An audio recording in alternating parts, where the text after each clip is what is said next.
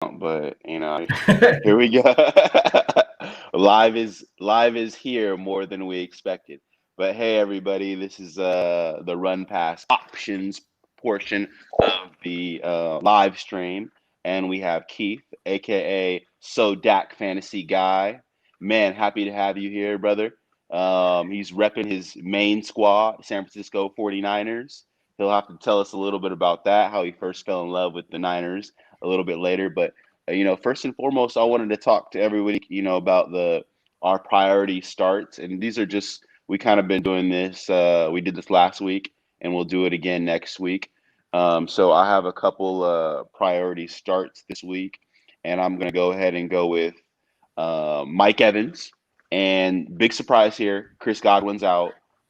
Scotty Miller has been the underneath guy even last week with Godwin, but Mike Evans, he had a touchdown last week, and I heard some coach speak that hey, we need to get this guy Mike Evans a little bit more involved. So look to see Mike Evans have a big day. I think he goes over the century mark. I think that another touchdown is completely in the books, especially against a putrid Carolina Panthers defense. And shout out to my guy C-Mac over there because he's going to probably do some normal C-Mac things. Another touchdown and 100 yards for him is on the schedule.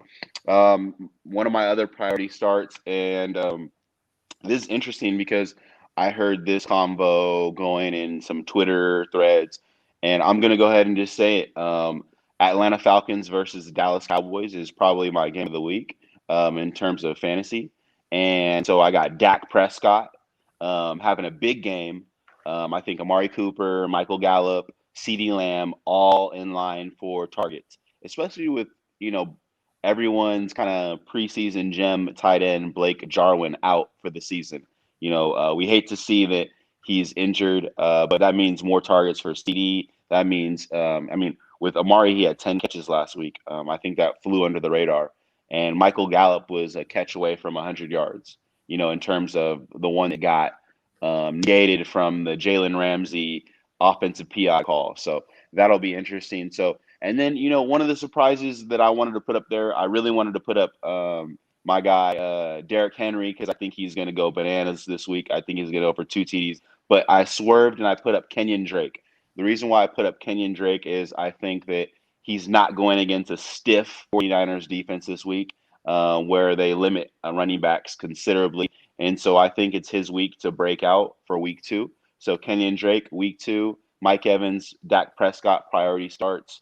Um, Also, some sleeper starts that we got going on are I'm going to go ahead and say Jared Goff. I think that he had a subpar week one. They played against the Cowboys defense that is commendable. They got some good linebackers over there, and Jalen Smith, some good back end, and obviously their defensive line is very tough. So Jared Goff, I think he breaks out with Cooper Kupp having a huge game. I think that Tyler Higbee gets more involved, and Bob Woods has been doing his thing.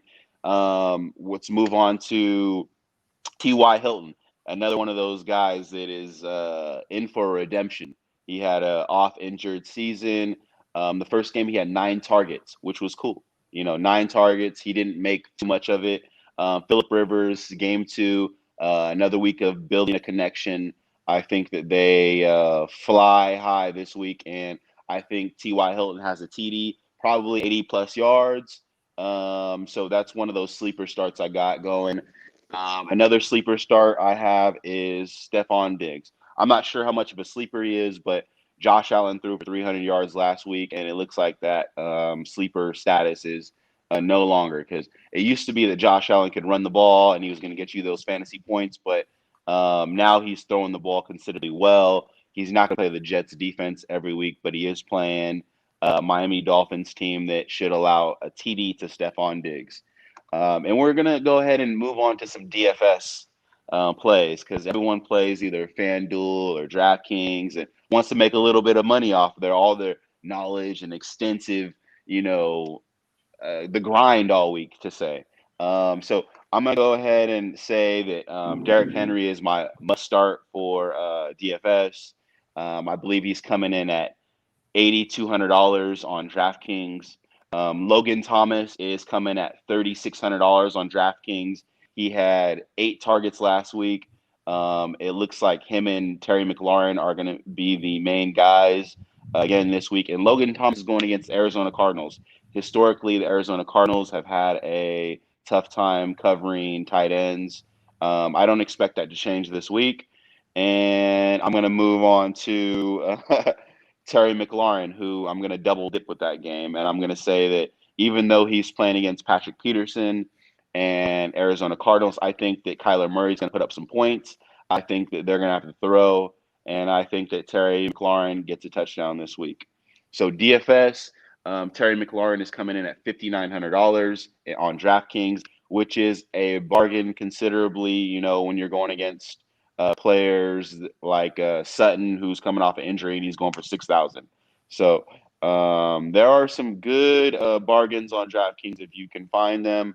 Another one is Chris Herndon for $3,400 at tight end. He's going against a stiff San Francisco defense. Sam Darnold's going to have to check it down. And I don't expect Rashard Perriman to get open too much against a motivated San Francisco back end, even though they're missing some starters. So I think that Chris Herndon has to catch those underneath passes. He had 6 catches last week, even though it was only for not that many yards. But I expect Chris Herndon to get a few more catches this week and possibly a touchdown. So DFS sits. I have Courtland Sutton. He's coming off an injury. He's questionable, but I think he will play this week. I really love Courtland Sutton, and I am starting him in some leagues where I am shallower, especially Dynasty. But if I have the option to start somebody else, I'm deeper in some leagues, I'm starting players that I can feel comfortable, that got a lot of practice reps in. And he's playing against a Pittsburgh Steelers defense that is pretty tough. So I'm going to also, if I have the opportunity to feel like I have other options, and this is DFS. We're talking DFS, sitting Courtland Sutton in DFS, sitting Miles Sanders in DFS, and sitting David Johnson in DFS. This isn't league-long leagues. This is DFS only. So if you have your normal leagues where you probably don't have a better option than Courtland Sutton, Miles Sanders, and David Johnson, start them in your year-long leagues. But DFS, there's some better options out there. So, Keith, I wanted to, now that I'm done with this long-winded spiel, man, it's good to have you on, man. And I kind of wanted to ask you if you had any thoughts on some priority starts that you had in any of your leagues, or any thoughts, just some guys that you think are just some guys that you just think are ready to go, ready to rock this week. Yeah, definitely. I'll jump in here and kind of follow that same format you just did in regards to our season-long leagues, at least. At quarterback, I think, you hit the nail on the head with talking about that Cowboys-Falcons game. That thing is just going to blow up. It's going to be just a massive shootout. Oh, yeah, totally jacked for the fantasy points in this game.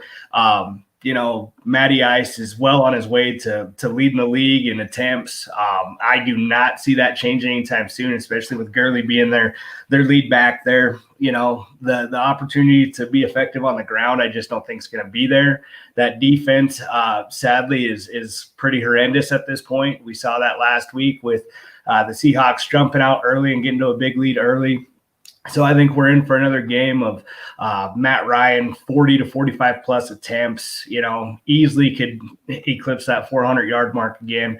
And you've got all 3 of those guys at the receiver position with Julio, with Calvin Ridley, and Russell Gage that all had huge games last week. And it's very possible that they'll do it again this week. So I think, given where Matt Ryan was probably drafted in your leagues, he's a guy that's going to come out this week and could potentially challenge for top 3 at the position points wise by the time we're done this week. So he's my quarterback priority pick for the week there. At running back, there's a lot of options out there. I do like your pick of Kenyon Drake from earlier. I think given what the Redskins did last week against Carson Wentz, You're going to see Arizona if they do elect to put the ball in the air quite a bit. It's going to be it's going to be a quick pass game. And Drake's shown that he's capable of being a receiving back for him as well. So, he's going to get his rushing attempts, but he's also going to mix in the receiving game. So I did really like your pick there with Drake. And with receivers, outside of those Falcons receivers that we highlighted there earlier, you can still bail in that same game just as you did earlier. Cooper, obviously with a massive target share last week. I'll be absolutely honest. That surprised me. His target share last week definitely surprised me. But I think that does, continue to play on. And again, all three of those guys with him and Gallup and Lamb, I mean, that's just a game that you're flat out excited to watch. And tight end wise, I'm going to jump in right here. I'm going to jump in right here. I'm going to cut you off. So I got, and you mentioned Lamb, and I got the Cowboys are running it. Question live: Deontay, Lamb, or Anthony Miller this week PPR? Ooh, spicy. Who do you got, Keith? Out of that group, I'm gonna have to probably go with Deontay Johnson though. Last week led the Steelers in targets. It's obvious that Big Ben is a believer in him out there, and when you compare him to what you got with Miller and Lamb, if I was to put those guys in order, it'd be Deontay at the first pick, Johnson at Deontay at 1, Lamb at 2, and then Miller at 3. Biggest problem with Miller is just opportunity and target share. Not a whole lot going in that Chicago offense for him there. CD definitely, we've highlighted him, but at the same time, you look at that total offense. Zeke's going to have his role, obviously. And then he's fighting with Amari and Gallup for targets in that. Where again, week 1, Johnson led that team in targets. So that's how I would stack that group. I'll actually agree. Kevin, welcome to the stream. I want you to hop in on this. You want Deontay, Lamb, or Anthony Miller this week? Give me it's good to be here, guys. Give me Deontay. I'll take Deontay. I love Lamb. That's my boy. And I'm still excited that we drafted him. But I mean, I know that game's going to be fun today. I think they're going to throw the hell out of the ball. That's right. So that's just kind of how that works. But I still give me Deontay just on game script. And I think that Big Ben's back second week. So give me Deontay. I think that he's going to have a lot of targets today. And I think he's going to do well. Yeah, definitely. Welcome to the live stream. I shot you right in. Tell us a little bit about yourself, what you're working on and stuff like that. Yeah. So I'm a high school teacher here in California. I coach varsity basketball as well. Not right now since we're just locked in, but so we do that. High school? Los Banos High School. I'm now over here in the Central Valley. Los Banos. Okay. Yeah. So I've been here for about 7 years. I went to Chico State though. That's where I kind of grew up. Pleasant Valley, over there with Jordan Rogers' brother. I played football up there, PV. So I went from there, and then now I'm writing for Hammercast. I do a lot of college Devy stuff and dynasty stuff. That's kind of the two things that I focus on. But the Devy stuff is true to my heart. I love college football, so that's kind of what I've been working on this year. But other than that, just love fantasy football. I'm in too many leagues, and I just started after COVID. I just decided, hey, I need to do something that actually does it. So I've only been really doing this stuff since like April. But I've gotten pretty good. I feel like I have a pretty good following. And so it's fun to do, right? It gives you something to do. My wife loves it. So that's why I'm here, just to bullshit about football. Yeah, of course. Yeah. So essentially I'll kind of intro us a little bit. We're just going to go through our own start sits, the rosters that we're dealing with personally. David, I think, has close to 15 leagues. I do as well. Keith, I'm not sure exactly where you're at on that. I'm sure maybe it's not 15. Big 20 over here. We're happy to have Keith. This is his kind of debut with us here live. Nice. And I appreciate all three of you being here. We have a couple more. Looks like coming in a little later. 13 should be here. NFL Owen, that was on last week as well, will be here. So let's kind of get started. As far as start sits, what's some of the dilemmas that you guys are dealing with in your own rosters? So I'll toss that over to Keith to start, and then I'll follow and then we can transition to next. You want to go ahead? Okay. Go ahead, Keith. Yeah, perfect. In one of my season long leagues, my biggest toss up question for this week was what to do at a flex position. Michael Thomas was my first round pick in this league, so obviously losing him hurts. I'm basically stuck with the decision here at the flex. I was really deep at the receiver here. Was able to get DJ Moore and Juju Smith-Schuster in this same league in rounds 3 and 4. So, I'm still good there. But again, we're normally one of those guys was sitting in a flex, had to make a move there. Coming off the big Thursday night game for Kareem Hunt, that helped make my decision for me today because basically – My decision personally was between going David Montgomery in that flex or going with CeeDee Lamb. This is a really shallow bench league with how it's structured. We only have 14 total players on the roster, so 5 bench spots. Yeah. So it's an interesting setup on this one, guys. So again, that was kind of where I was stuck at. Played Kareem in that Thursday night game, and basically the decision was going to come down to, if he throws up a dud for me, I was going to go with CD's upside. But luckily with Hunt going off pretty solid there with the 2 touchdown performance and get me 20 plus, decided to play a little bit safer with Montgomery's, more established floor. Obviously the ceiling play isn't there at CD's. But that decision was helped, again with Thursday's performance. So I went with Montgomery on that one. And that was honestly my biggest decision of the week with any of my leagues right there. No, I think David, that was a great option. No, I just wanted to comment on him in terms of a great situation. And I think you hit it right on the head when you said David Montgomery, because I would have told you go David Montgomery. He's, finally got a full week of practice, and I think he's due for a TD. I think he's due for 15 plus carries, and we'll see if he gets any catches with the Tariq Cohen signing. So it looks like that satellite back is ready to go for the next couple of years for them. But yeah, no, for me, I am like Matt said, I am in upwards to 20 leagues.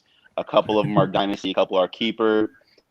I have a lot of range in terms of like my league. So I have one league that's TD only. That's pretty crazy, huh? And I have half point PPR. I'm in Superflex. So the league that I'm going to mention right here is a $200 12-teamer, and I lost George Kittle. So everyone knows, you lose George Kittle, you're gonna feel that. But luckily, this was an auction league, so I wasn't like held to the first, second, or third round, fourth round picks. So I was able to, strategically go get Juju, Cooper Kupp, Saquon. I have Eckler, I have Devontae Adams, I have Matthew Stafford and Ben Roethlisberger. This is a super flex league. Full PPR. So my team is strong. I put up the 3rd most points in week 1. And now that I lost George Kittle, I was deciding between Chris Herndon and Logan Thomas.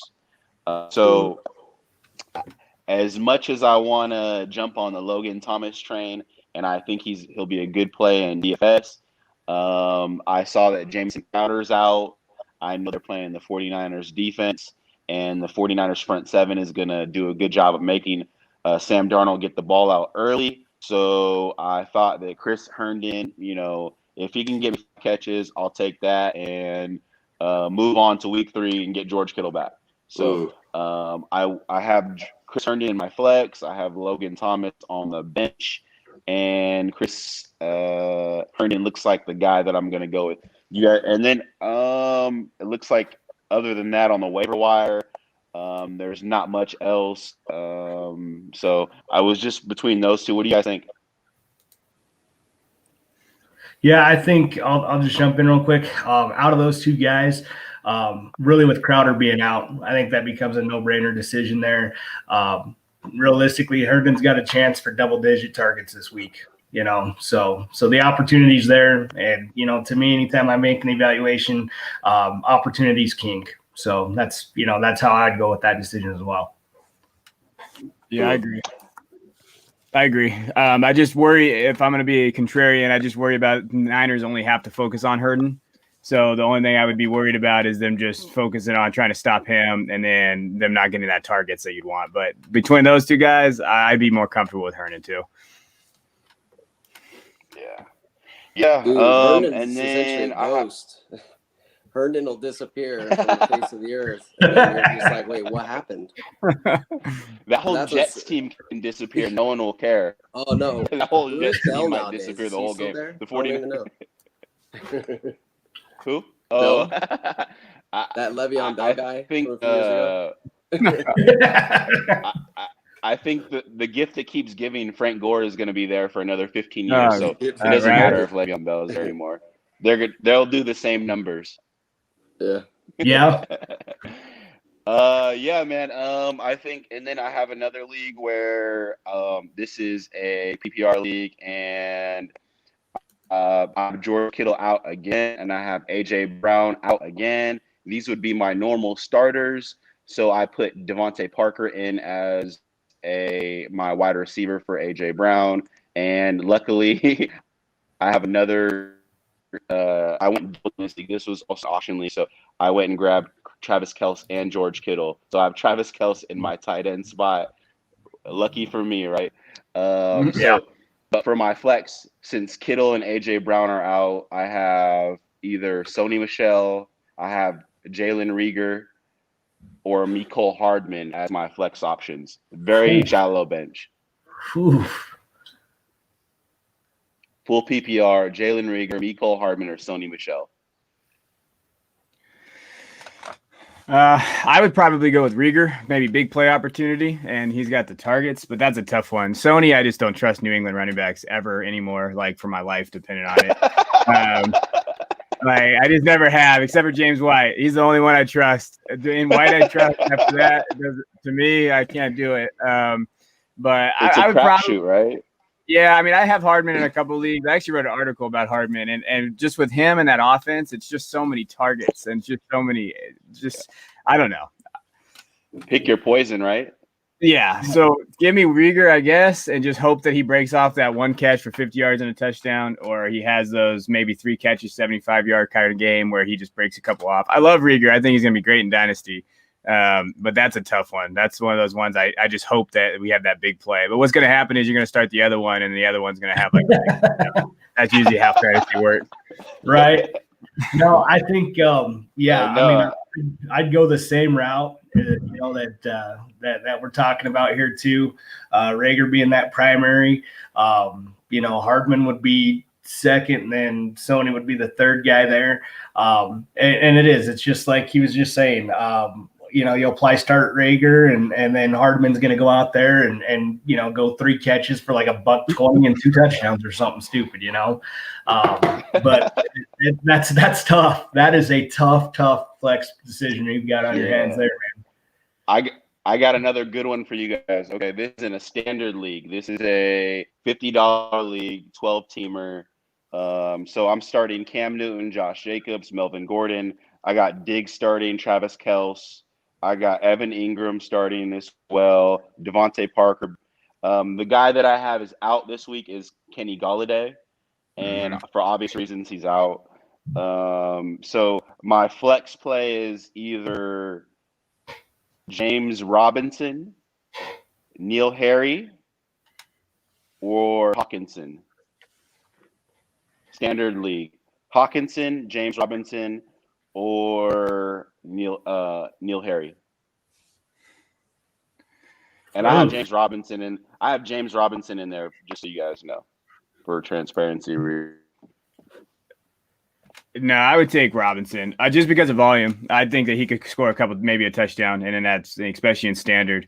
I like Hawkinson though. With Galladay out, he has that ability to get some targets that we usually maybe not see. But I still think I go Robinson volume. I always thought volume is king. It's why I have David Montgomery all over my teams. But like for me, it's like, hey, how much volume can you get? So I probably lean Robinson.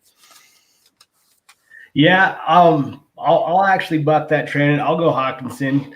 Primarily with Galladay being out, and this is a game where I think points are going to go up on the board. I don't think I can't remember what the over under is on that game, but I would largely expect that we're going to go on the over.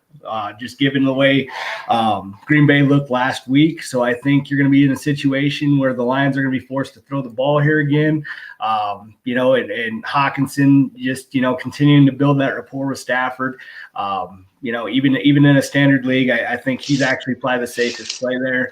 I think he'll probably be the guy that ends up with the second most targets for Detroit this week. So I would actually go Hockenson there. Appreciate that. Yeah. Okay. I like that. It's one of those things where I can see Hockenson having a big game. You guys remember last year when Hockenson he put up huge numbers week 1, and then he disappeared. So like I'm having deja vu vibes. Like that's in my head. I can't get it out of my head. But I understand new year, new season. He's got another year under his belt.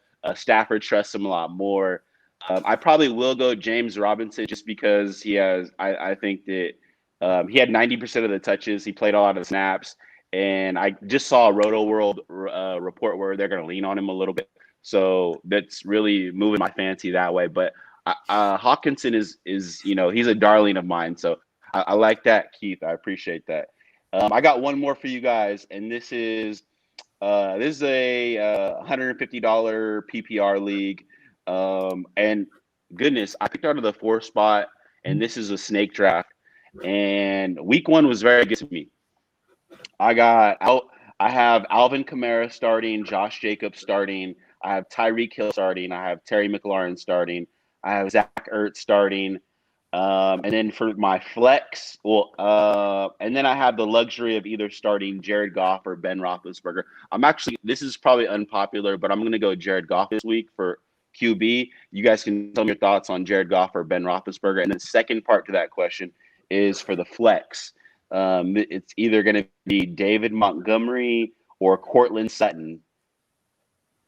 And actually the other option, so David Montgomery, Cortland Sutton, and I'll throw a zinger in there. Paris Campbell is another option for the flex. So first part of the question, Jared Goff, I'm going with him so far over Ben Roethlisberger this week. Even though Ben Roethlisberger looked really good, I think Jared Goff's bouncing back this week. And then the second part is David Montgomery, Cortland Sutton, or Paris Campbell. What are your thoughts? Full PPR. Go ahead. Go ahead, Keith. Okay. I'm actually going to go right with you on Goff on that one. I watched a ton of that Monday night game there with the Giants and the Steelers, basically because I had Big Ben going in one league for me. The rust was still there. I think the rust is still there, and I think Goff, like you're going with, I think Goff's going to go out there. He's going to have some ample opportunities this week. And I just love McVay's offensive mind. I think Goff is the better play here. I think it's close, but I think Goff's going to be the guy that's going to get you a few more points there overall. And then, taking a look at that second question there that you had, it's mandatory Montgomery on that one for me. I think, again, taking a look at what Benny Snell did last week in that game and being able to go for a $119 on those 19 carries that he had, Montgomery's a better back. Montgomery's a better back than Benny Snell. I think he's got the opportunity to see 100+ yards, cross the chalk, possibly even 2 times this week. So that one to me in the flex is actually wasn't too difficult to make that choice on Montgomery there. Sure. So for me, I'm going to go the other way for Big Ben. I think Big Ben is the quarterback to play just because I think that the Rams are going to run more. So I think with when you look at those offenses, I don't really trust the Snell Connor situation. And I just don't know what's going on there. And unfortunately I have to start Connor and it makes my heart hurt, but I just don't know kind of what's in that area. So for me, I'd probably go Big Ben just because I think he's going to have more volume. And I think that the Rams will run the ball. And in the second one, I'd probably go Montgomery too, but I'd lean very close to Campbell because with Doyle out, I think that Rivers is going to throw the ball a lot to Campbell in the slot. And I also think that he's going to get some targets this week that we didn't see last week, but he still had a hell of a week last week for what he didn't do last year. And I'm a big Campbell guy, so I like Campbell, and I think he's a good play this year. But that's a very tough one. But I would probably go Big Ben, Monty, and then maybe Campbell. Just kind of depends. Absolutely. So I want to actually hop over. We have a couple of questions from some of our supporters that I want to go through. And I also want to welcome in Size 13. Morning, morning, fellas. Please. Good morning. Morning. What's up, brother? Good So morning. What's up, we're man? going to go straight into kind of some of our supporter questions. And Size 13. 13. I'm gonna put you on the spot, 13. Yes. All right, so here's our first one. Okay. What are your thoughts? Would you flex Metcalf, Hilton, Sanders, or Gurley in half PPR this week? Ooh, let's see. Can you throw the question don't on there, really Matt? like a matchup. It is. Yeah, I don't really like the matchup with Metcalf going against Gilmore. Hilton, I'm not sure about that. Sanders just coming back. I would go with Gurley against Dallas. In my Gurley. opinion, I'll go Nice. against Gurley. I'm Gurley against What do you Dallas. guys think? Keith, what are your thoughts? Yeah, no, I'm leaning identical to what he just kind of went through with covering all those guys. I think Gurley, I don't expect a ton of overall yardage from him in this game, but I do expect those goal line opportunities. And again, we know that game's going to be a shootout, so it would be Gurley for me as well. What are your thoughts, Kevin? Yeah. Gurley. I don't know. Like for me with the Cowboys, I saw how bad. Malcolm Brown tore him up last week, which made me sad. I would probably lean Gurley because if you get to half PPR, he can get a touchdown. Metcalf though is still Metcalf, so I would probably it would be very close to me with Metcalf or Gurley. If it's half PPR, I think I'm still going to land the signs of Gurley, but Metcalf is that 1B for me. All right, let's bump over. The to only next reason why question. I'm I not heard going David say Metcalf Gurley. is because You're not going the Metcalf only reason why because I'm not going Metcalf. Definitely Gurley, but the only reason why I'm not going Metcalf is because of that DB they have over there for the New England Patriots, and you guys know who he is. And I Gilmore. think that Metcalf sees a lot of him this week. So I think Gurley in a shootout. I think I was telling Keith my game of the week is Falcons versus Cowboys in terms of fantasy gold. I think there's a lot of players over there, whether it's Matt Ryan, Dak Prescott, Amari Cooper, Julio Jones.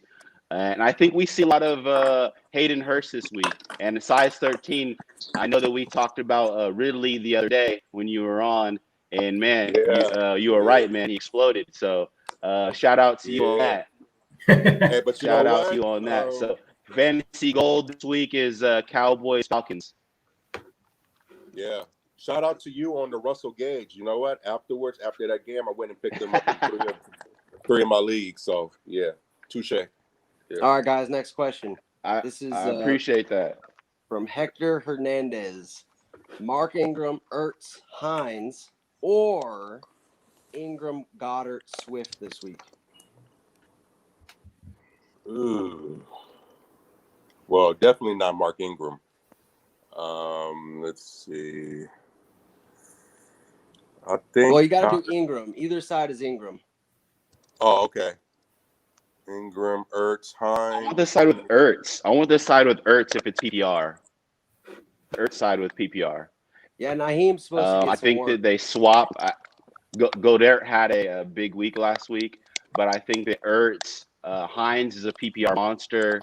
Mm-hmm. And especially now that Max out, they're going to lean on him heavily for the third downs. Jonathan Taylor is a star, but I think Hines' role is secure. Phillip Rivers had Melvin Gordon and Austin Eckler last year, and now it's Jonathan Taylor and Hines. So I think that Hines is in that Eckler role. I think that Mark Ingram will have a chance to touch dirt this week, especially since Jake Dobbins poached 2 of those TDs. I think that he's motivated to show that he's still got a little juice, and it'll be kind of bounce in, bounce out with these guys. moving on throughout the year. So I'm going to go with Ingram, Ertz, and Hines. What about you guys? How about Keith? Keith, what do you think? Yeah, I'm going to go the same way with that because exactly, Ertz and Goddard are basically, interchangeable. 1 week one guy's going to go big like we saw. The next week it could be the opposite. And so the tiebreaker realistically becomes Hines over Swift. Swift's going to get his opportunity down the road, but I actually, with the piece I put together earlier in the week, had Adrian Peterson as a waiver wire pickup for the week. He showed some juice last week, and with Swift dropping that pass in the end zone to win it, I expect to see him in the doghouse a little bit this week. Hines has got that secure role. We know that Rivers loves to check the ball down, so it's that same group: Ingram, Ertz, and Hines for me too. What's up, Kevin? What do you think? Yeah, I mean, I don't want to beat a dead horse here, but that's kind of where I'm going. Just because with Swift, it's just I don't know if Swift's in that spot yet. So for me, Hines is going to get the work that you would want to see.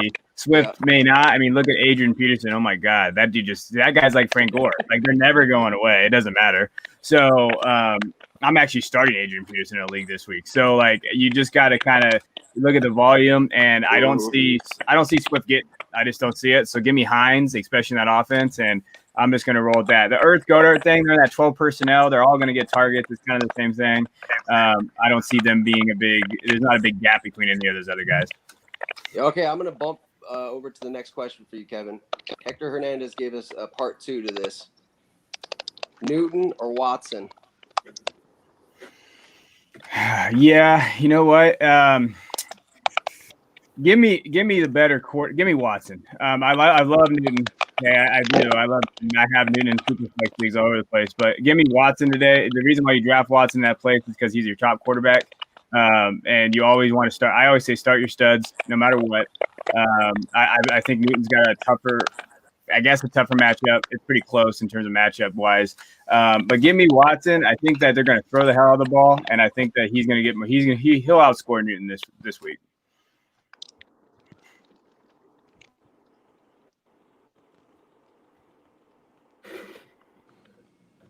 What do you think, 13? It's a little close because I kind of want to roll with Newton. I kind of want to roll with Newton because of what Matt Ryan did against Seattle last week. But if I have both of these guys on my squad, I'm rolling like you said. You got to roll with your studs. So I'm gonna roll with Watson just for that simple reason. I mean, you picked them that high for that reason, to roll them out there, not to sit them. Yeah. Yeah, what do you think, Dave? Yeah, no. I was gonna say, man, it's pretty interesting, and Deshaun Watson is in a situation where he's playing a Baltimore offense that seemingly can't be stopped. Houston and Texans, I don't think they can stop a nosebleed right now, and it looks like Deshaun Watson's gonna have to carry that team on the back of himself. He can stay up, right? Because he got knocked down quite a few times in that first game. But I think that connection with Will Fuller is real. I think that Brandon Cooks breaks out a little bit more this week, and they're going to have to throw the ball 40 times at least, right? So I think the fantasy plays into the Deshaun Watson shoulders just a tad. And I'm with you, size 13, on Cam Newton's a close play. But yeah, Deshaun Watson going for 300 yards and 2 TDs is looking like a no-brainer right there. Got you. Yeah. Let's jump over to our roster decisions. We've discussed a little bit about where we stand right now. Hey, and everyone else, retweet this live session so that your followers get a chance to enjoy what we have going on here. We're doing some quality analysis, start sits, and I know everyone wants to hear that. So I just retweeted it. Everyone do the same. So 13. Matt, do we have any more questions over there? No. So essentially 13. I want to hear kind of some of your start sit dilemmas in your own roster. I have a dilemma this week. So, you know what I did in PPR? I dropped Sony Michel and picked up Scotty Miller for the simple fact that I know Brady loves those those little slot guys, and he targeted them pretty heavily last week. I would say 7 targets, and no Chris Godwin this week. I see a big game from him. So it's between him and Emmanuel Sanders. Bro, your connection is horrible. Who do I start? Between him and Emmanuel Sanders, and I have CeeDee Lamb. So I'm kind of stuck. Yeah, that's a tough one. Oh man, I'm starting Emmanuel Sanders in a couple leagues just because I have him, and I think that they got to throw the ball to somebody. And so I feel like Cook and Emmanuel Sanders are going to eat probably this week. The Scotty Miller thing, Brady does do that, but Brady throws the ball around a lot more to different targets than they will in I feel like in New Orleans. Man, yeah, give me Emmanuel. I think I'd roll out Emmanuel. All right, thank you. That's one so far. That's cool. Yeah, I'll go that same route. I'm actually starting Emmanuel this week as well in a league. So, obviously with Michael Thomas being out, Sanders had, quite a few, goal line opportunities there, and any opportunity that you got to cross the chalk is going to be a big one. And again, I think just like Kevin was saying there, it's going to be him and Cook that should eat within the offense there this week compared to, having to split off a lot of targets within that other offense we're talking about. So I think Sanders as well there for me. Sounds good. That's 2. Okay. Thank you. Yeah, for sure. So essentially for my rosters, I have 15, so it's like I have to choose a couple to talk about because I can be here all day to talk about what that looks like. So essentially what I got in one league, Robbie Anderson and Emmanuel Sanders. Robbie Anderson's going up against that Tampa Bay defense, which is kind of formidable. Emmanuel Sanders taking over kind of for that Michael Thomas role. In one league, I have both of them starting right now. There's not many options beyond that. It's a dynasty league. I have Julian Edelman. He's questionable. Golden Tate. Those are basically the options at that point. If I was choosing between Robbie Anderson and Emmanuel Sanders, who would you guys go with? Wow. What do you think, 13? I would think DJ Moore would wake up this week. I'd be like, oh, there's a season going on. So, let's get it going. I would think. So I don't think – most of that was on one play. Most of the week last week. So I would have to go with Emmanuel. I think he'll get a big opportunity. Hopefully he thrives in it and take advantage. So I'll go with Emmanuel. Yeah. Cool. What do you think, Keith? Yeah, I'm going the same route with that. Basically because, just like 13 was just saying, Robbie Anderson with the 75-yard touchdown catch last week. That's the majority of your points right there. And he's got the potential, but it's tough to replicate that. So absolutely. I think that upside the upside with those deep passes, what you're going to get is John Brown last season. You get a couple of those deep passes that are complete, and your week is set. So that's kind of Emmanuel Sanders. I think is going to get a lot of targets. Drew Brees.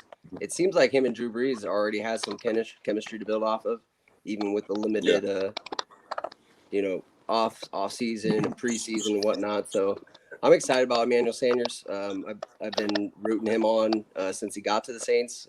Since he was on Denver.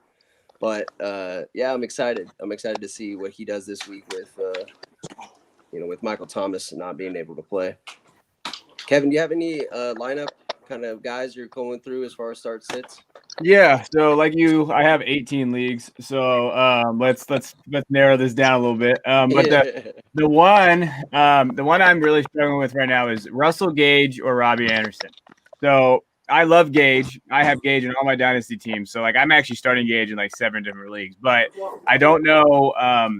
Robbie Anderson, like we just talked about, has that big playability, and then Gage PPR and they just my Cowboys just lost their slot or their nickel corner, so it's looking like Gage is going to be able to have either a rookie or a low level cornerback in that position. So that's why I'm kind of leaning Gage. and that's kind of where I'm at. But again, that big playability really scares me because I know Gage doesn't necessarily have that, so I get worried about the targets.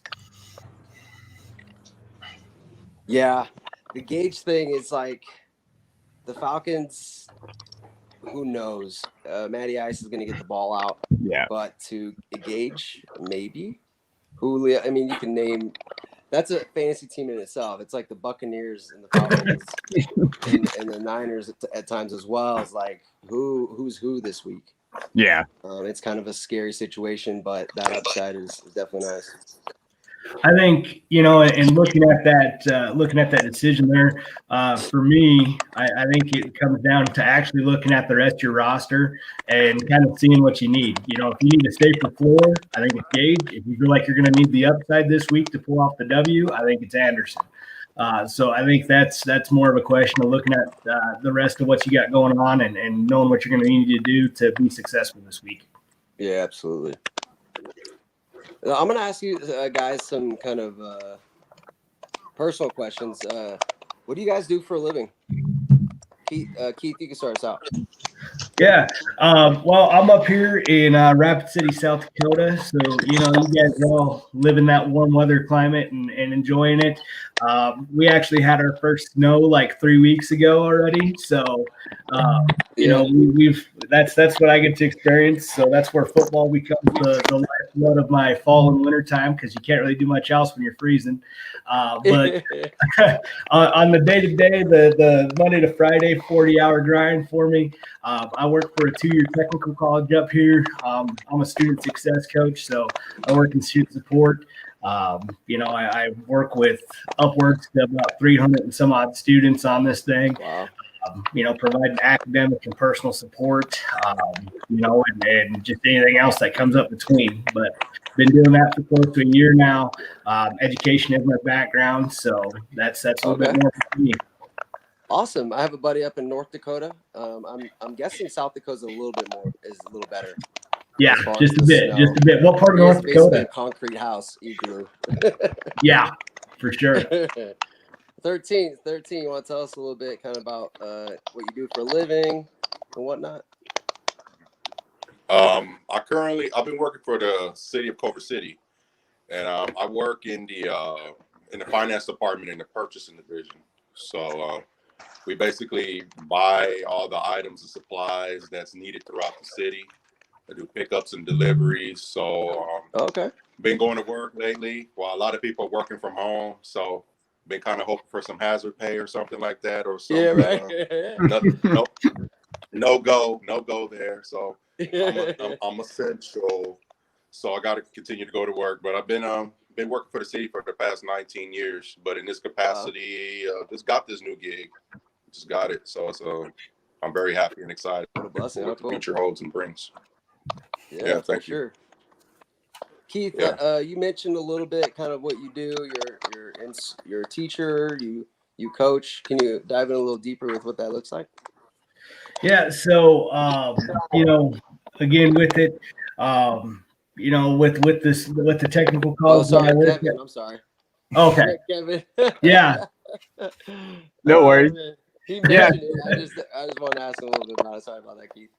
Yeah, so I'm just I'm a high school teacher. I teach history. I teach AP history, and I coach varsity basketball. And I've coached football and I've coached volleyball. But then I had 2 girls, and my wife told me to pick, so I picked basketball just because it's a little easier. It's a little easier with the girls. My wife chose, you know how that goes. So. And then I just, I'm a teacher. I really want to get back in the classroom because this online stuff on Zoom is killing me. I'm hoping to get back in because some of the things that I've seen already makes me want to cry. So I'm hoping to start getting in there and do those things. But yeah, I've been teaching about 8 years now. So, and I teach all the way from sophomores to seniors. And I've coached all kinds of different sports and all that stuff. Cool. So Keith is actually the odd man out, but he's wearing a San Francisco's 49ers hat. I'm from California. I grew up there, lived there for 20 years. David is in California as well. Kevin is in California as well. 13 is in the LA area. And then we got a San Francisco fan up in South Dakota. All right, David, tell us a little bit kind of about what your life looks like. What do you do for a living and whatnot? Sure. So I have a day-to-day job, and I work for the Department of Insurance, Climate and Sustainability. I'm an analyst there. I've been working for the state of California for the last 5 years. You know, a lot of the reasons behind that are, you know, there's a lot of opportunities to moving around. I've worked for California Department of Corrections and Rehabilitation inside of prison. I've worked for the Department of Transportation, so DOT. I've worked for the Department of Rehabilitation, and I'm at Department of Insurance right now as an analyst. So I think it transitions pretty good as an analyst in this football stuff. You know, self-appointed, of course. You know, and I also have a consulting business with websites, DMG in California. We design, copyright, enhance, optimize, create all things websites related. So that's my personal business, and it's doing pretty good. So I kind of understand. I think as analysts here, we're all our own little small business, and you build up your brand. And so shout out to everyone on this line who is, you know, contributing to the community or contributing in a form of art. And it's really cool to see how, you know, you guys were gonna, you know, progress in the field. So I'm glad you guys are a part of the show, and it's been fun having you guys here. You know, yeah, I guess. For sure. So from here, I have a couple more supporter questions that we're going to jump right into. I appreciate you guys sharing. Sure. David, thank you for kind of allowing us into your life for a moment as well. So I have a question from Robert Campo, and he has a few guys, and he has basically two lineups he's between. One is Amari Cooper, Aaron Jones, Scotty Miller, and the other is Hilton, Zeke, or Cephas. So here's the first one. Okay, I'm gonna go Aaron Jones. All right. For that first one. You want the Aaron Jones side? Yeah. Yeah, I think Aaron Jones and Amari Cooper kind of. I mean, just slightly. I love Zeke, though. I love Zeke. Go ahead. It's hard for me to. If it's a trade, is that what you're saying, or is it a start? Because if it's a trade. This is more of a starting lineup, I believe. I think he's trying to get a gauge on between the groups. If it's trade, we can go either way. You know what I mean? I mean, you know, I think Zeke is a smash play this week, and he's going to do numbers. And I think if this week, T.Y. Hilton has a huge chance of bouncing back. So if it's just this week and Cephas, you know, I actually may go with Zeke, Hilton, and Cephas. But if we're talking about for a season long, you know, I really like Aaron Jones and Cooper. I think Aaron Jones is a top 12 back every week, regardless of any settings, PPR, standard, half PPR. So if it's just, I think he's he's doing DFS, because if he's going DFS, I'm going Hilton, Zeke, and Cephas. Sweet. What do you think, Keith? Just because. Yeah, you know, if we're looking at this as, you know, as a season long, with this week, I'm going with the Cooper, Jones, and Miller option there, especially with Chris Godwin being out. I think, you know, Brady's already shown some chemistry there with Scotty. So there's going to be some targets and some opportunity there in that game for him. You know, Cooper's easily above Hilton for me in this one. Zeke should flat smash, but you know, last week Aaron Jones actually led the league in red zone opportunities, targets. You know, he had 4 targets last week in the red zone. So not only is he going to get the opportunity on the ground, but they're obviously going to, you know, focus on him in the passing game as well. So I'm going to go with that first group there, with knowing that obviously Zeke's the best play out of anybody listed. Yeah, absolutely. What are your thoughts, Kevin, on this? Yeah, kind of like they said. The way I look at it is, I love Zeke obviously, but give me Cooper. I don't trust Hilton, so give me Cooper all day. Even though I don't trust Cooper as a Cowboy fan, but that's different than fantasy. So give me Cooper all day in that format.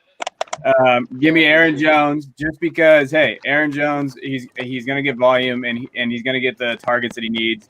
And then because I think he can make that up from Zeke. And then Scotty has more of I think a role in Cephas right now. Mm-hmm. So I think that's an easy decision. I think you just start Cooper, Jones, and Scotty, and you just because those three are the better players besides Zeke. Those other two guys, Hilton and Cephas, aren't really on the level of Cooper and Scotty. Not this week, at least.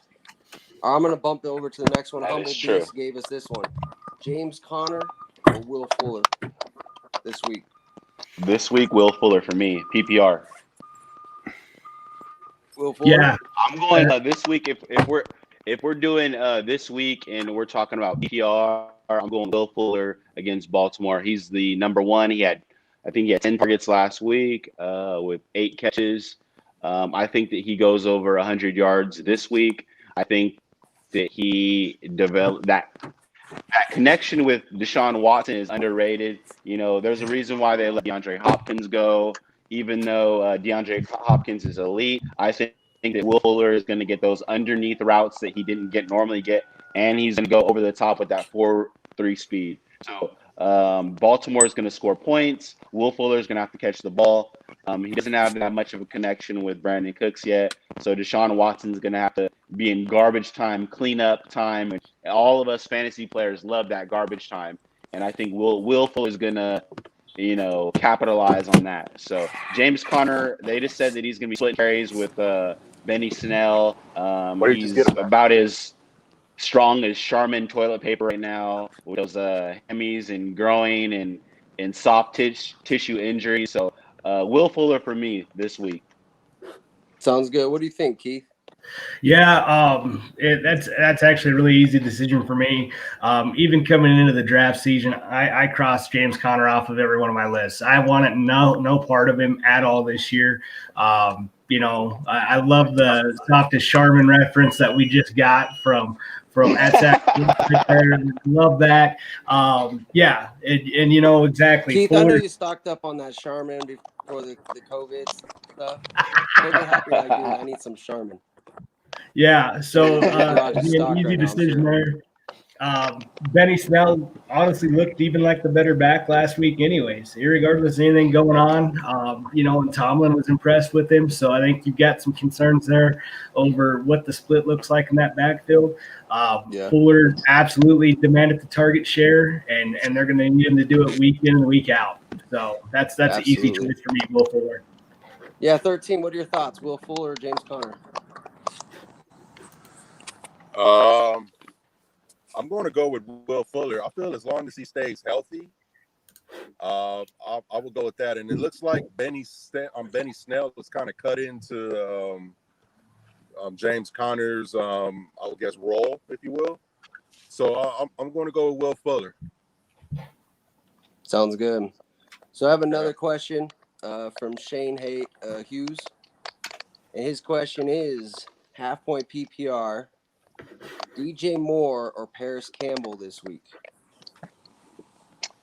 DJ Moore, but that's, Paris Campbell's gaining some ground, man. Paris Campbell's DJ Moore, Paris Campbell. But I hope for my sakes, selfishly speaking. Oh, go ahead. I'm sorry. Go ahead. No, I was just going to say that, we did all this draft prep and we had all this, these months to prepare and DJ Moore coming into his, he's not even turned 25 yet, and he's already have a couple of 1,000-yard seasons under his belt.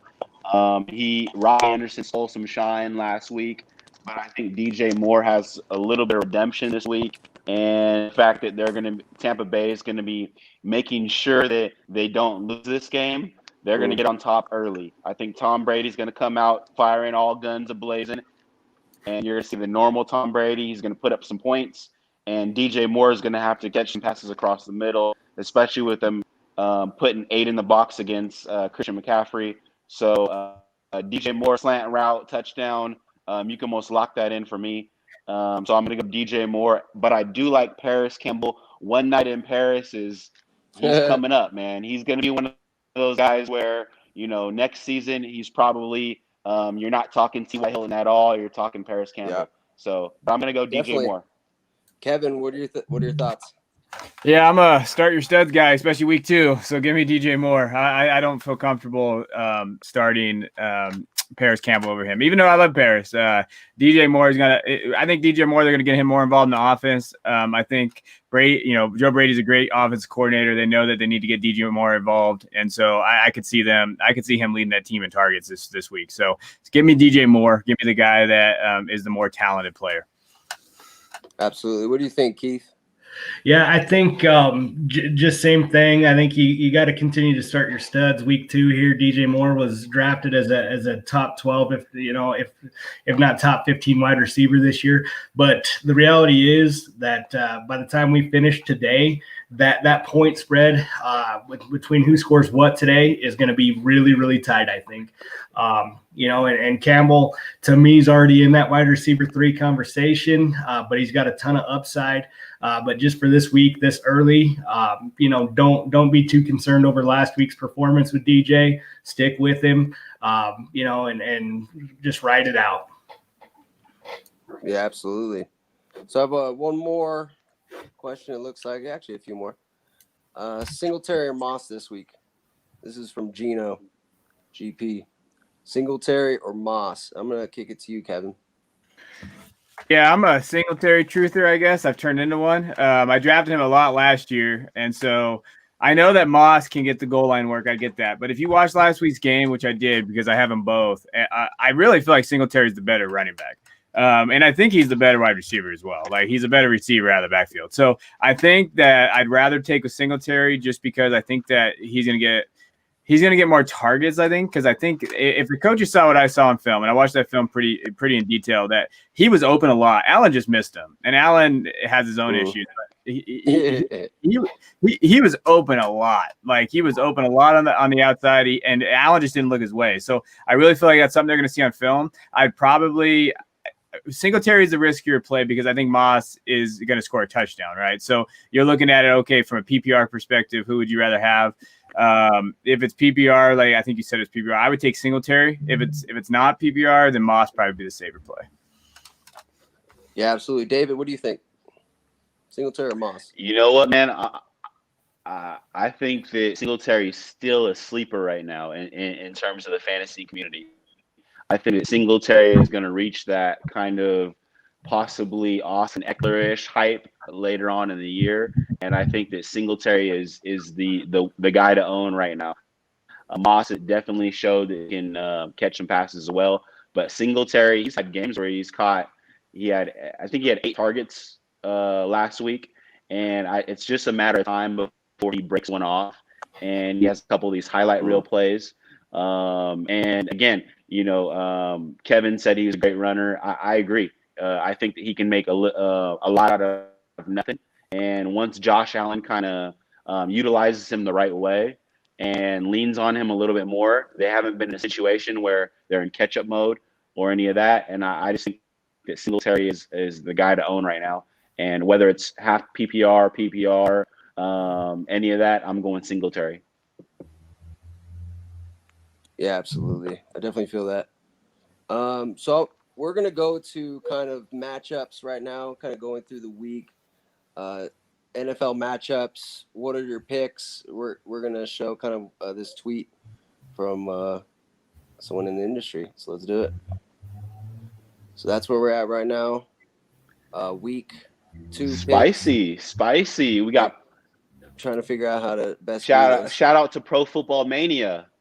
Week 1, it looks like he's got Pitt over Denver. I'm going to go ahead and agree with that one. I think Pittsburgh, they got a great defense. I think Ben Roethlisberger has shown enough to the fact that he's a contender in the playoffs right now. As long as he stays healthy, that team will be a contender in the playoffs. Tampa Bay bounces back against the Panthers. And I think that game will be closer than we think, but I think Tampa Bay gets an early lead. San Francisco, we got Keith doesn't need to show you that he's a San Francisco fan for me to agree with that take. So yeah, I got San Francisco 49ers blowing them out. Jags, Tennessee. Derrick Henry, man, he's one of my DFS plays of the week. I think he has 2 touchdowns, and I think Gardner Minshew does a good job of showing us why they shouldn't draft Trevor Lawrence, but Tennessee's the play. Chicago should hold up against them. I'm not sold on Trubisky. I think Daniel Jones is better than we think, even though he's got a little bit more Ryan Tannehill in him than we would like to admit. But Chicago, yes. I'm going to go LA Rams, man. I think that Philly is always hyped due to their appeal. They have a good defense, but I think that the Rams are going to show why that the NFC West is probably the best division in football. They are a team that's going to beat Philly. Indianapolis, Minnesota. This is a tough game for me. I'm going to go Indianapolis. And the reason why I'm going to go with them is I don't see them taking this loss with Phillip Rivers behind center in his week number 2. I think that Jonathan Taylor shows out a little bit. I think Phillip Rivers probably throws for another 2 TDs, and they keep running the ball with that amazing offensive line, top in football. Green Bay, I don't see them losing to Detroit. I think Aaron Rodgers is a man on a mission. I think that he's, they could have used those 1- and 2-round picks to enhance their team instead of sitting on the bench. I think that ATL Dallas, man, this is going to be a good-ass game. I told you it's fantasy gold. I'm going Cowboys. And then Buffalo, Miami, Buffalo, of course. I'm going AZ over Washington, Baltimore over Houston, KC, and I'm going Seattle over New England. What do you guys think? So I'll jump in real quick. Yeah, definitely that first game, Pittsburgh. Pittsburgh in that one to me, given the way that defense looked last week, Denver without Sutton, that obviously hurts them there. And Drew Lock's just not ready yet, realistically in my mind. So that's Pittsburgh there.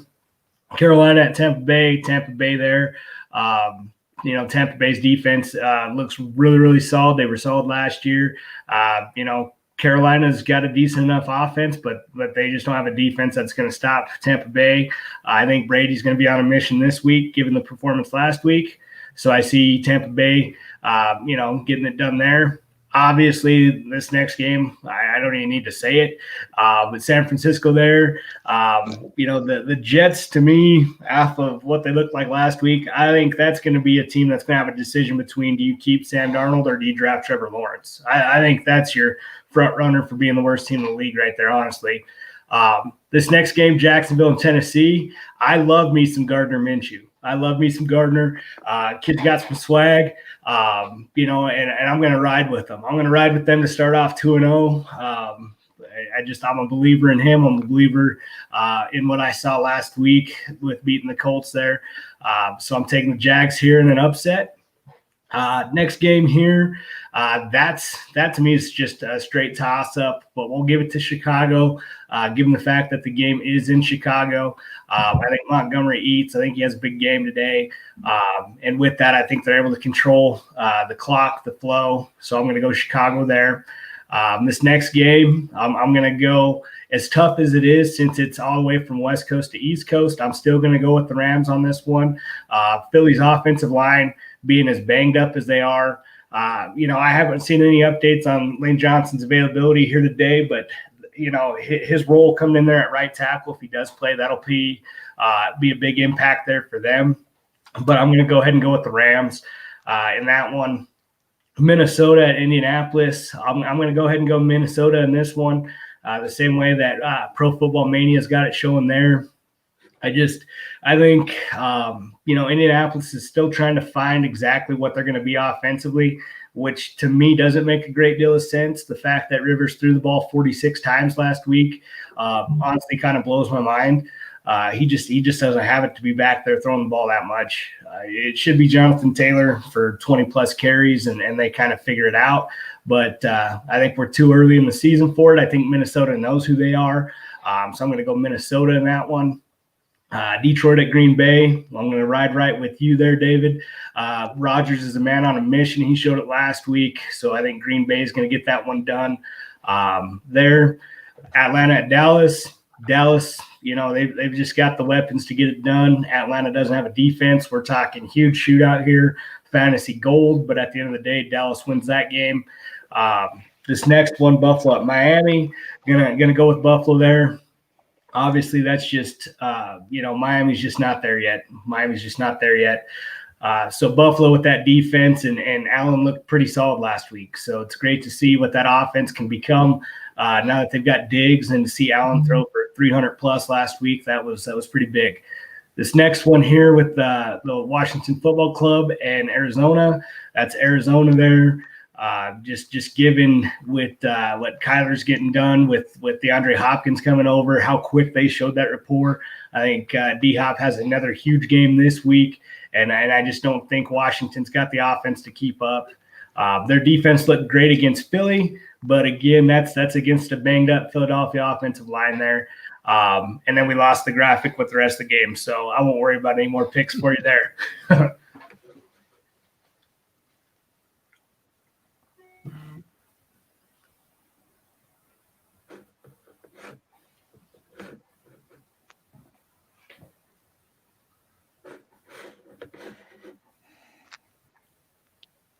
Oh, it looks like we have a question coming, guys. We got need 2 wide receivers in the flex. We got Chark, Tyler, John Brown, Fuller, and Connor. I'm a Chark guy. I'm gonna go Chark, and I'm gonna go Fuller, and I'm gonna say that with full confidence. I got Chark. He only had 3 catches and a touchdown last week. I think that they're gonna need to lean on him a lot more against a Tennessee team that is coming in guns a-blazing with big Derrick Henry. So I think Chark's going to get more opportunities this week. I think that Fuller, for previously stated reasons, is the apple of Deshaun Watson's eye. I think that connection is so underrated still. And I think that he, over the season long, I think Fuller will be a top 15 wide receiver in half-point PPR and PPR. So big touchdown potential for Fuller and Chark. And I think they both have a good chance of crossing the century mark. What about you guys? So, just taking a quick look at this one, off the eye look, Brown would potentially sneak into that flex, but the strength of Miami's defense is in that secondary with those DBs and the corners there. With Howard and Jones. So that takes Brown out of the picture for me. I've said it earlier in today's show, I want no part of Connor. So for me, we're going to be going Fuller and DJ Chark there at the wide receiver spot, and then put Miller in at that flex.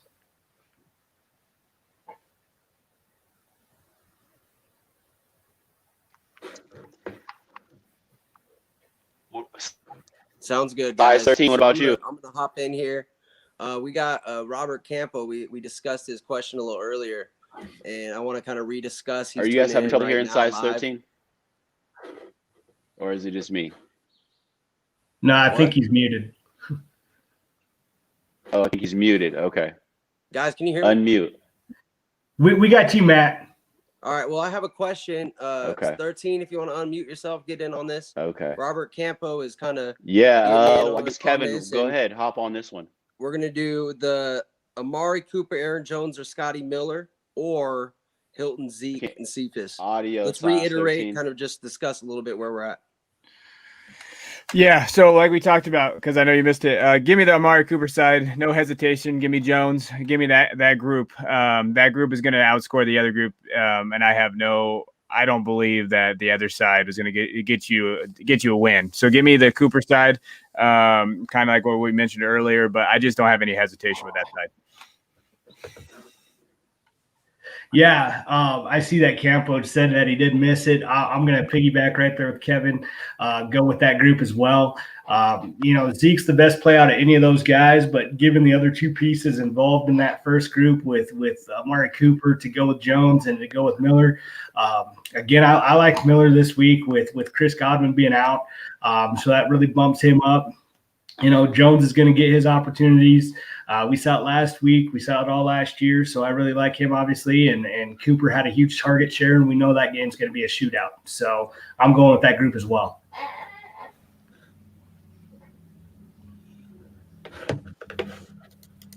Absolutely. So let's kind of bump back over to the matchups. Kevin, How you doing, my man? I see you popping back in. That you're keeping your eyes on this week as far as Man, fantasy implications.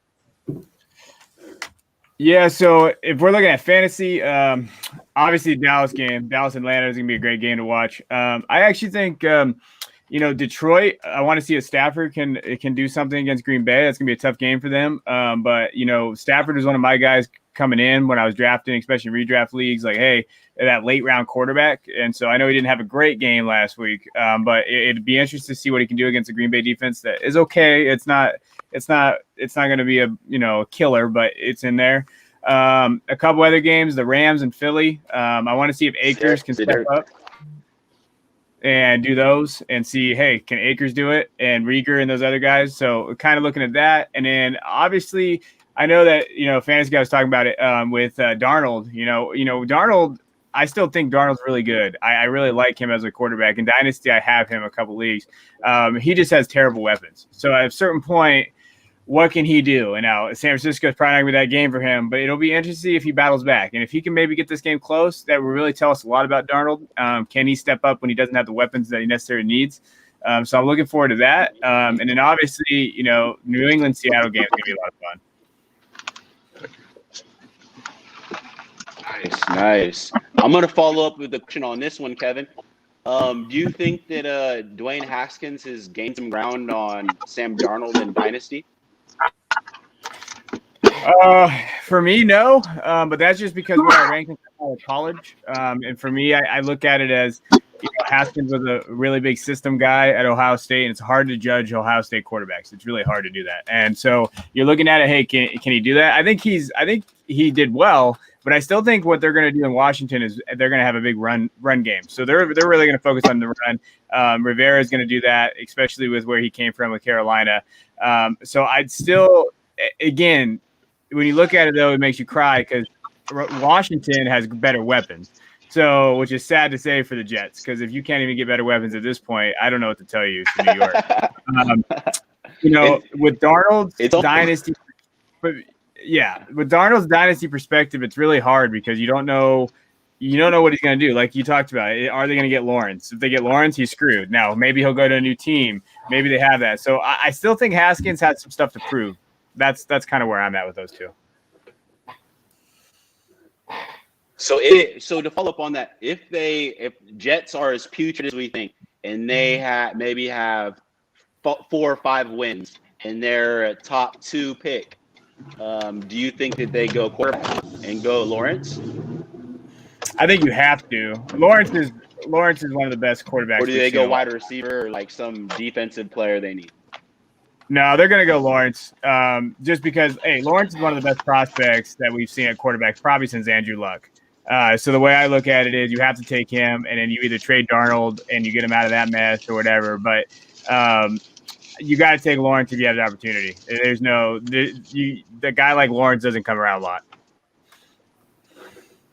Yeah, and speaking of college players, since we're on the topic, do you think that Derek King has gained any ground in this possible early Heisman race? It seems like the Miami hype is back, right? Yeah, the U. We always say the U is back, and then they'll finish like 6-6.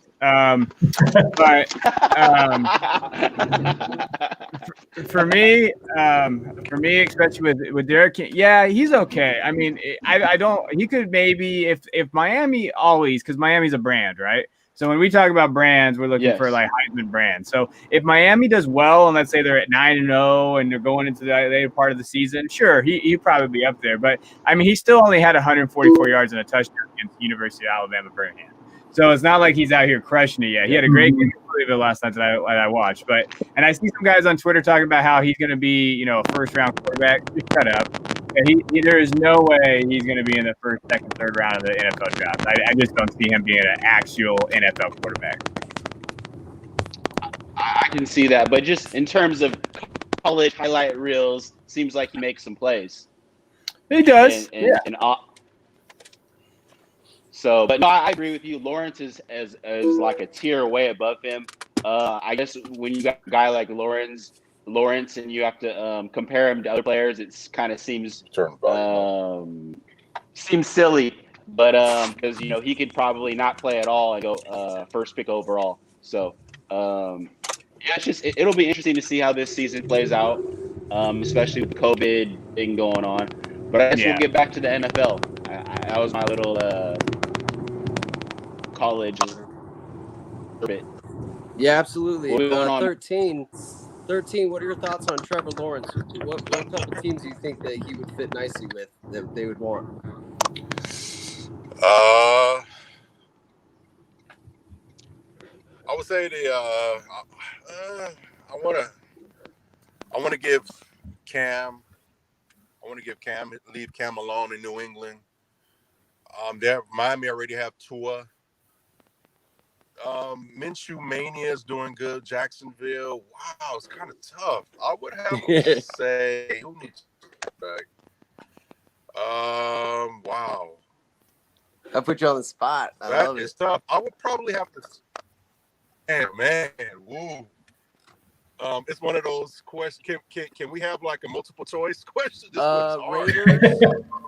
Let's do Raiders. Buccaneers. Buccaneers will probably not get that pick, but Arians can make some moves. No. Let's say, I don't know, Vikings potentially. Colts with Rivers. They're not going to have him forever. What between those teams? You think Raiders or what? I would say the Raiders. I mean, if Derek Carr this is a Derek Carr make or break season.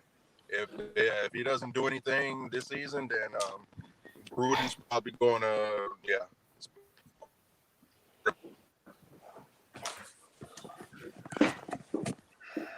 Sounds good, man. What about Keith? What do you think? Yeah, exactly. With that group that you put out there, to me, it'd be the Raiders would be the best landing spot for him because at least he's got some offensive pieces around him with Jacobs. And then obviously they invested heavily at wide receiver in the draft this past year with Henry Ruggs and Edwards. And Darren Waller's a legit tight end for him there. So that would be the best landing spot. Sadly, again, I'll go back to what I said earlier in the pick'em part of it.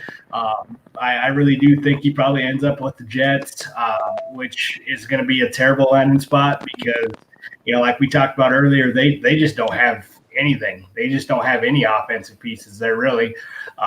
So it'll be sad to see him probably end up there. Out of the list that you gave, I'd love to see him go to Las Vegas, play under Gruden and have those weapons.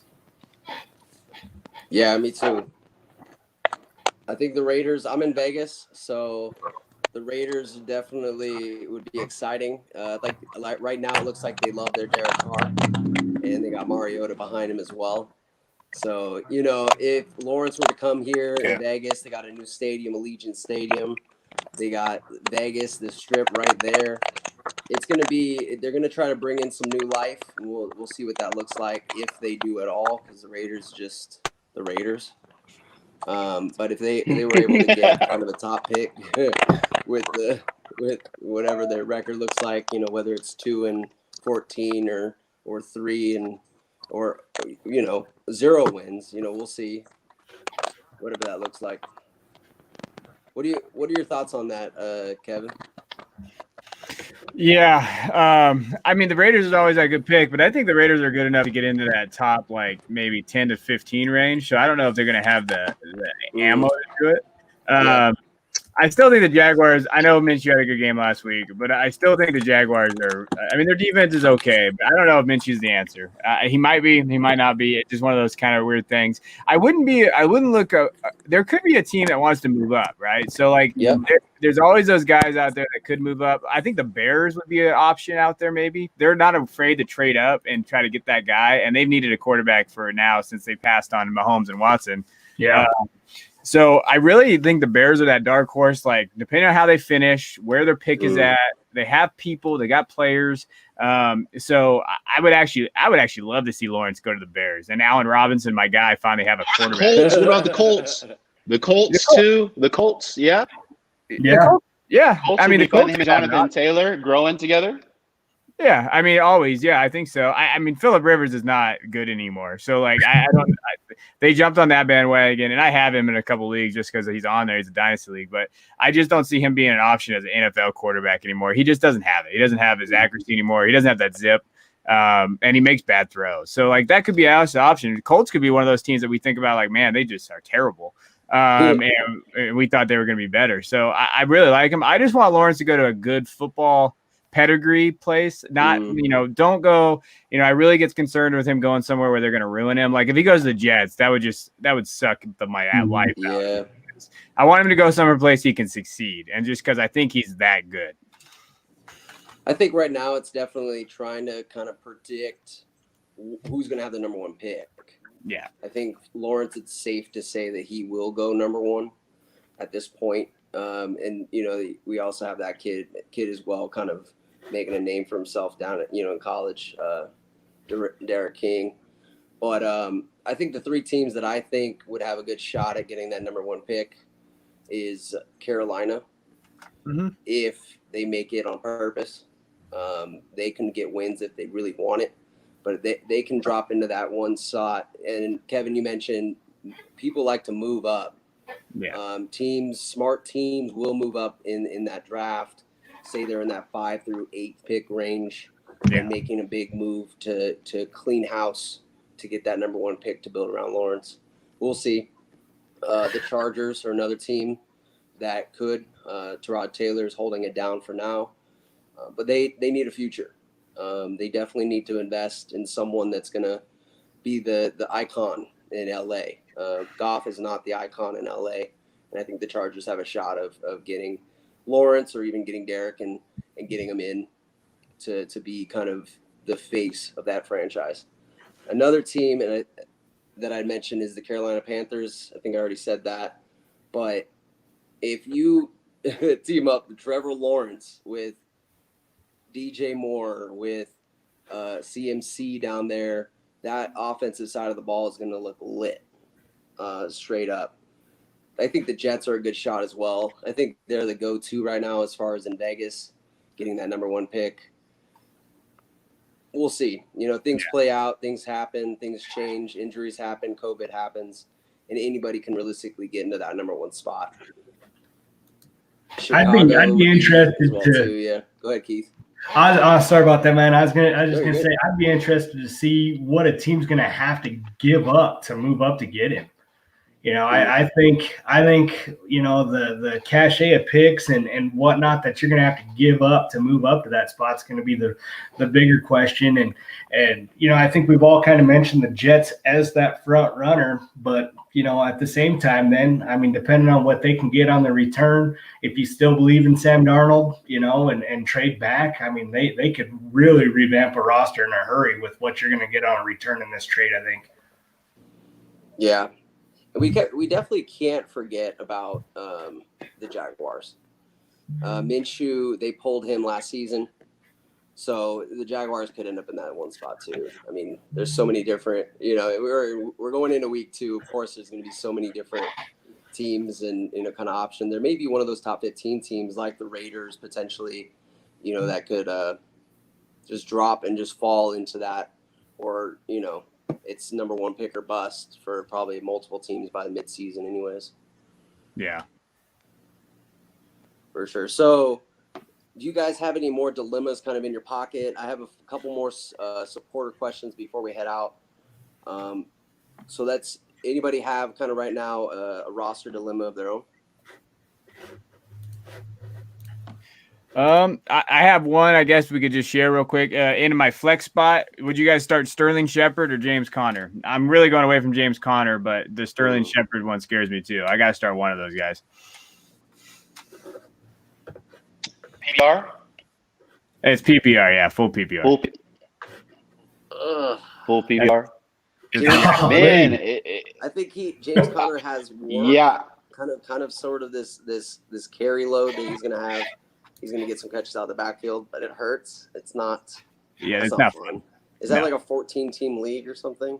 Yeah, I play in like a lot of 14 and 16 team leagues, so my state starts are a lot funner. And then I have another one where you get Fournette, or would you guys do Fournette, or would you guys go Jonnu Smith from Tennessee? Now it's not tied in premium, but you only have to start one running back, so I'm starting Jacobs, and then I don't know if I want to go Fournette or if I want to go Jonnu Smith. Boy, that's tough right there, especially with AJ Brown being out. Yeah, that's why.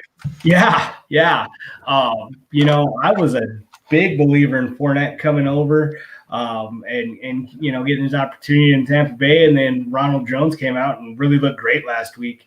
So honestly, with week 2 going off of the limited bit of information that we have off of last week's performance, and with AJ Brown being out, I'd probably lean towards Jonnu Smith in that one. That's where I'm at too. Yeah, it's a toughie. What do you think, David?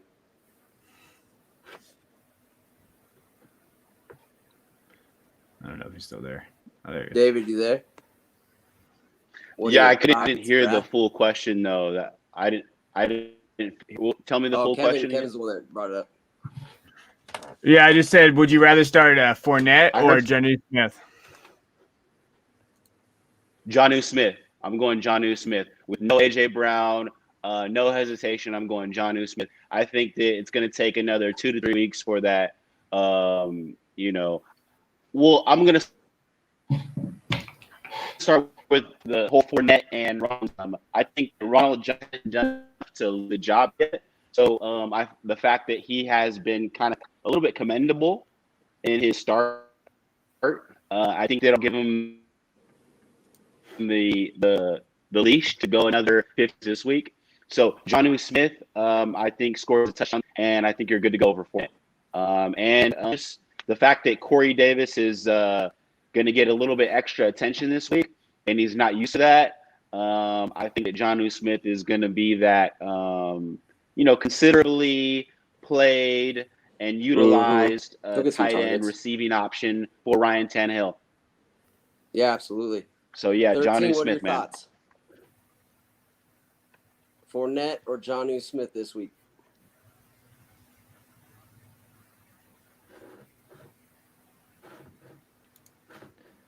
No. We can't hear you. The audio. It's actually funny that we've reached that point at week 2 where we're actually deciding between Fournette and Jonnu Smith. If anyone would have asked me, 3 months ago, Fournette and Jonnu Smith, they would have called me crazy, if I would have said Jonnu Smith. But here we are. For sure.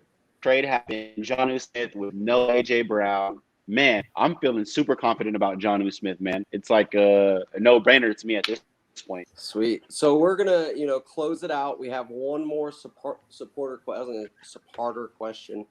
One more supporter question to kind of let us out. We got kickoff, coming up about an hour. The question being, EJ Santos, Josh Allen this week, or Russell Wilson? What are your thoughts, 13? You in? Nah? Can't hear you. Josh Allen for me. All right, Keith. And I love Russell Wilson. Yeah, I'm actually going to go Russell Wilson on this one. I said it earlier, the strength for the Dolphins in that defense is on the perimeter with those DBs, with Xavier Howard and Byron Jones back there. So I think that limits Allen's upside through the air, and he's not really an accurate guy to begin with. This is a Sunday night primetime game with New England and Seattle out in Seattle. I think last week really looked great for Russell Wilson and with them just letting him go for once, it's like it's about time. So I expect a big Russell Wilson game here tonight in primetime. Yeah, absolutely. David, what do you think? I'm going to go, I'm starting Russell Wilson in a couple of leagues. I'm a big Russell Wilson fan. But in this situation, because Josh Allen started on a roll and all offense runs through him, or in him, whether it's his legs or passing, he's going to score at minimum 20 points. I think that Russell Wilson just a slightly harder path to success. Even though New England isn't who they normally are, they still have Stephon Gilmore taking away Metcalf. And Russell Wilson is who he is. I think that Chris Carson and Carlos Hyde get a few more knocks on the ground to control the ball and keep it away from Cam. If you can keep the ball away from Cam and he has to throw the ball and play from behind, that's where he gets into trouble. So I'm getting really into the analysis, but I'm going Josh Allen. I think he keeps it rolling against Miami. Yeah, he does. They are playing against a division opponent, but I think that Josh Allen's team is just going to, plow over them. And Ryan Fitzpatrick's going to be forced to throw those wide receivers, Devontae Parker and Preston Williams. So that's kind of the game. Josh Allen scores 20, 25 points fantasy. Sweet. Kevin. And he's the people's QB. Yeah, give me Will. I have Wilson everywhere. So I mean, if there's a single quarterback, I can see where you're at. I can always start Wilson. They kind of unleashed him last week, which was cool to see. They finally started throwing the ball more, which is like, thank God, we've only been waiting 8 years. So I'm glad to see that. I'm going to start Wilson. If you have these two options, that's a hell of a team. But if for me, I'm looking at give me Wilson. Let me roll him out and hope that he has it. And I'm still not the biggest Josh Allen fan. I think he has accuracy issues. He's always due for those those weird 180-yard games where he has 2 interceptions. And so I think Wilson has a higher floor. So I would rather have Wilson on my team and producing for me in that position than Allen, where it's kind of boom or bust. I know he had a great week last week, but Wilson always gets 250, 2 touchdowns. That's where he's at. That's the base. So give me that base first. And I get the Allen thing. I understand that, but I'd rather go with the solid production rather than the unknown. Yeah, absolutely. I actually have him. But both are great. Both are great plays, guys. I'm glad that's a solid team you got over there. If you have these guys, you're starting them. If you're choosing between, that's where the pickle happens. I have Josh Allen at my number 4 spot this week on our website, fantasyanalysis.com. I think mainly it's due to Diggs being a weapon for him, as well as the rushing capability. He's going to get you that rushing touchdown every other game or so, especially against this Miami defense. They're going to be able to move the ball. But Miami on the other side is going to score. I think we typically our minds go to the Dolphins suck. Like, that's where our mind goes when we think of the Dolphins. But with Devontae Parker, their weapons, they have the ability to score. And that means that Josh Allen will have to put the ball in the air, and he will have to move the ball with his legs. So I'm relying on that, in my fantasy rosters. I pick him up as much as I could in drafts.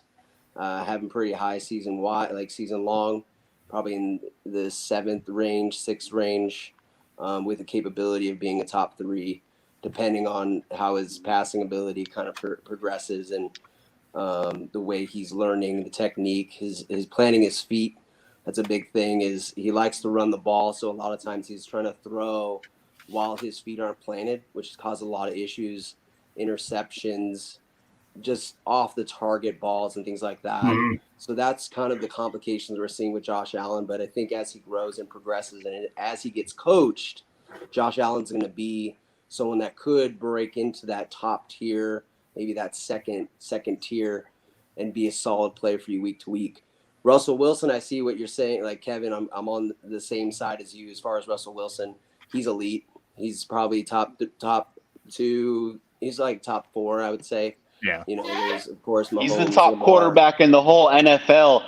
He's the top quarterback in the NFL. Yeah, I don't know about that. Anyways, he's the best. He's the best football player quarterback. It's Lamar. It's Patrick. It's Dak and Russell Wilson. In those, and maybe not that order. Real football. But he's in there as well. Josh Allen can break into it because of his rushing ability and be as solid as someone like Lamar, who, with their legs. That's the thing, is how does their arm progress? How does their footwork progress? How does the planning of that front leg progress and make sure that power is behind that ball, getting it out deep, getting those end zone completions to kind of boost your fantasy value out of your quarterback. So that's the main thing I see between the two. Russell Wilson's always going to give you a solid week, almost consistently. Even when they run the ball, he's giving you consistent weeks as a starting quarterback. And Josh Allen's that ceiling play, the risky play that, could go back and forth. But I'm willing to risk it for the biscuit. What are your thoughts on all that, Keith? Yeah, no, I'm still sticking with Russell Wilson on it. I get the concern for DK Metcalf this week and understand that he's going to see a ton of Stephon Gilmore out there. But I think Lockett just has that much bigger of a game. One of the big question marks covered in the season when it came to the Seahawks and with the offense overall was, were they going to get Chris Carson involved in the passing game? I mean, he saw some targets last week, and caught a touchdown in there. So the fact that, again, they opened Russell up last week. They're starting to utilize the backs in the passing game.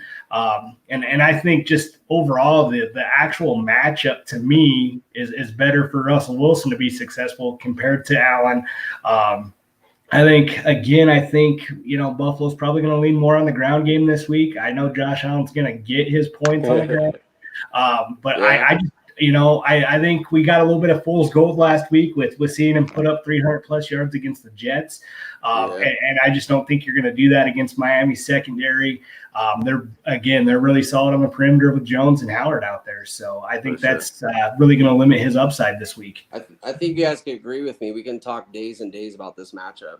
Yeah. As far as our fantasy lineups, because they're in that kind of. We got any more questions, Matt? Kind of thing. So we have one more supporter question before we kind of let it out, and I'll open it up to you guys for a little bit. King Daniel 87, he wants to know if he should start Jimmy G or Daniel Jones this week. Anyone take it? I'll take the lead real quick. Said Jimmy G? Yeah, Jimmy G was the option there. And so I'll go, I'll just go off that matchup. I'll just go off the fact that he's going against the Jets and what Josh Allen just did last week. With the Niners this week, Brandon Ayuk's gonna make his debut. Mohamed Sanu's very familiar with the offense. So, Jimmy G's just got a better supporting cast this week. I get the fact that Kittle's out. But we can't forget that Jordan Reed's actually, a very productive tight end for, in his own right. And just the Jets being the Jets. So that to me is definitely Jimmy G this week going against that Jets defense. I don't think that's too difficult of a decision for me. Sounds good. Kevin, what are your thoughts? Yeah. I still believe in Daniel Jones. The thing that I think that worries me the most about the Niners is that I think they're going to run the hell out of the ball. And I think they're going to get up and they're just going to kind of roll it out. I don't see them killing the Jets by like 20, 30 points. I just think it's going to be I think it's going to be closer than people think, but I think they're just going to ball control it. So like Mostert's a big start for me this week, but I think again, just because of the weapons, Kittle being out, I think I'll just go with Daniel Jones just because I could see him outscoring Jimmy G this week. So that's kind of where I'm at with Daniel. Absolutely. David, what are your thoughts on Daniel Jones, Jimmy G? I'm going Daniel Jones. I don't think that Jimmy G is going to put up spectacular passing numbers. And Daniel Jones is going to have to throw the ball a little bit, hopefully to Saquon Barkley because I'm one of his teams. Yeah, absolutely. So I'm going to close us out. I appreciate everyone that tuned in and kind of followed our madness here this morning. We'll be here every morning, every Sunday morning. There may be a couple weeks in about a month that I won't be here. My honeymoon and my wedding is coming up. I say honeymoon first because that's what I consider important. So, end of October. I personally won't be here, but you'll see David here, Sack Experts. He's probably one of the most hardworking men I know. He devotes his time to Sack Experts as well as the fantasy analyzers, dividing up everything, dicing it up, and giving us solid research and things like that. To end us off, I want to shout out to all their questions. Dame Munich, I appreciate your Wentz, Garoppolo, Stafford question. Too easy. Come with a more difficult one next week. Humble Beast on Twitter, James Conner Will Fuller. That was fun, Will Fuller, essentially. Robert Campo checking back in with us, making sure that we got his question. And, if there is anything, comment live. We're on it. We'll make sure that we get to as many questions as possible every week. Hector Hernandez gave us 2. Appreciate that. Robert Canessa, Shane Hughes, Eduardo Santos. I appreciate your question as well. Kind of a last-minute question for us. We're excited about kickoff week 2, COVID season, but we got a season. Yes. So I'm still excited that we have a season. It's a full-on thing, full rosters, full teams. So we hope it stays that way. For me personally, I appreciate you guys supporting. I appreciate Kevin, Keith, and David for joining us here on Run Pass Options. We look forward to having you again. Keith is a fantasy analyzer. David, of course, the fantasy analyzers. Kevin is a partner of ours at Du Bois. He does a lot of Devi work. So I appreciate you coming on and just hopping on and dicing these topics and these questions up with us. Morning. How you doing? I'm at Las Vegas from California. We got South Dakota here. We got a couple other California boys.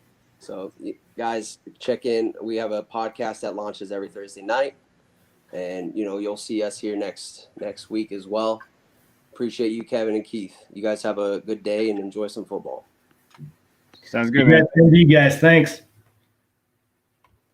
Absolutely.